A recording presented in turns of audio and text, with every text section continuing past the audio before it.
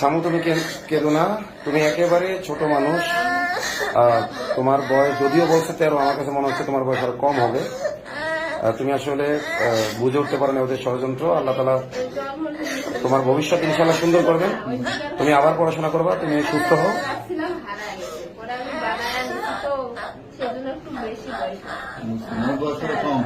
না না, আসলে ক্যামেরায় আপনারা বুঝতে পারছেন না হয়তো, ও কিন্তু একেবারে ছোট মানুষ। হ্যাঁ, একেবারে ছোট মানুষ।